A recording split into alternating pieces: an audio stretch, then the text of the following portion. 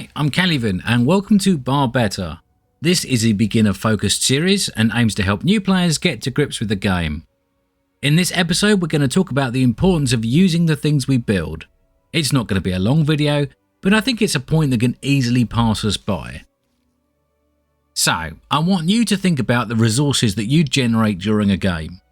If you step back a little and approach them from an abstract direction, you can think of them as your toolkit for affecting the game state. If you want to pursue your own plans or foil the plans of your opponent, you must use these resources to nudge things in your favour. Stockpiling hundreds of thousands of metal and doing nothing with it would be a complete madness. Your resource bar cannot push your opponent's base, nor can it defend your own. This is why you turn your metal into units. But considering we can reclaim units to recover their metal, then unless that unit is actively employed, then is there any real difference between a bunch of idle units and a storage structure filled to the brim with metal? During a game, you've normally got two choices. Do you spend your resources on improving your economy, or do you spend them on units and defences? Every scrap you spend on one cannot be spent on the other. So if you are producing units, have you ever stopped for a couple of seconds and thought to yourself, do I really need these units? And if you've already got a bunch of units, have you ever thought to yourself, do I really need these units too? This is what we mean by unemployment. Are all of your units serving a purpose, or are some of them currently waiting for a future that might never arrive? I guess we could probably split our forces into categories. Category 1 are the attackers.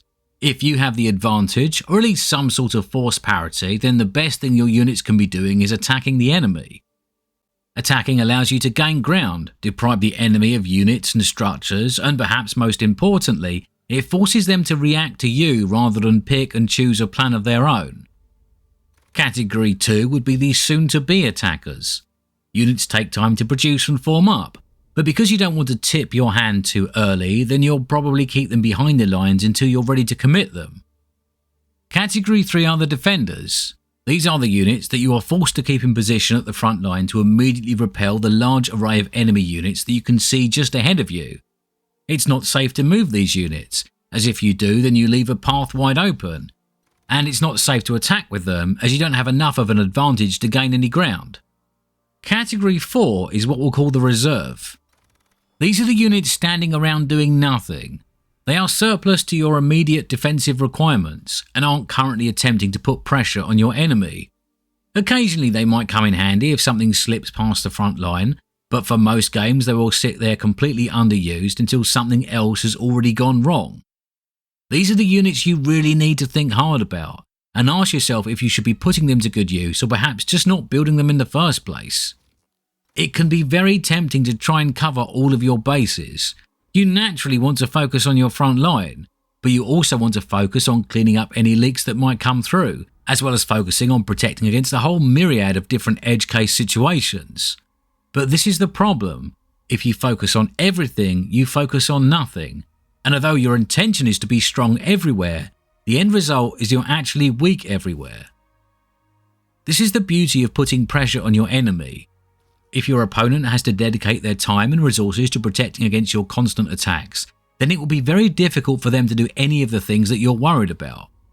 They won't have the available forces to push your flanks or to run a strong force past your defences, as you will be forcing them to commit their output to defending against your aggression. The key takeaway from this is to make sure that you're always using all of the units you produce. If you've got a big bunch of stuff stationary near the front line, they need to be putting pressure on your enemy. You spent valuable metal and energy to create those units, but if you just leave them standing around, then they essentially just represent resources that you're not using. You might feel like that these units are your insurance policy, a sort of strategic reserve that you can deploy if things go wrong. But the problem is by not using them, then the chances of things going wrong dramatically increases. I guess what I'm trying to say is that your focus needs to be on preventing things from going wrong rather than trying to salvage the situation once it goes wrong. One big factor to consider is obsolescence. Because of the huge improvements in range and power as you go from T1 to T2 and then to T3 units, it's quite likely that any reserve you do have will be completely useless by the time you need them. Let's jump into a game and see if we can see some of these situations in action and the problems that they end up leading to. So this is a game I played the other day. There's nothing special about it. It's just a kind of mid-range lobby with people playing a regular game. I'm down here doing my thing, but we don't care about me because I am not important. Instead, what we're going to do is we're just going to fast forward the game to about in the 6th or 7th minute. And then we're going to start looking for unemployed units and thinking about what could that player have done a bit differently with those units. So we're just going to rush forward here through, what are we, 5 minutes. Let's go for about here. This seems good. So let's slow the game right down to normal speed. Now the first thing that jumps out of me is over here. Now we can see that the Canyon player is playing very defensive. This player does not want to attack. There's a few very obvious things that tell us that. He's built a big old wall to block off the canyon, he's built some defensive turrets, and he's got artillery pieces on top of hills shooting. That's not the position of a player that's looking to build up a big force and push through. This is the actions of a player that wants to sit back and just protect his zone. This is fine, that's what's going on. So let's look at who's opposing him. Now the player in the far left corner here, Cousin Orlik. Now what he's got is he's got 11 rocket bots. Yeah, they all belong to him. So he's got 22 units in total here. That's just shy of 3,000 metal. Now that's a lot of metal. That will get you a Tech 2 lab. So that's not the kind of metal you want to waste. Now at the start of the game he had to build most of these units because he didn't know what his opponent was going to do.